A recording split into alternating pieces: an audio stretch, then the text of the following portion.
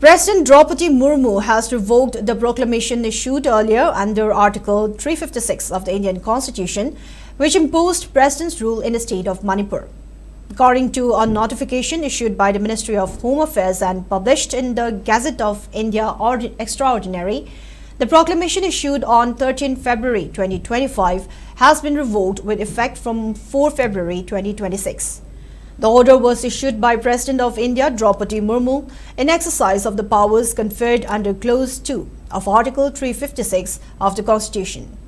The notification, dated February 4, 2026, was issued from New Delhi and published for general information. It was signed by the President with Govind Mohan, Home Secretary, listed in the notification.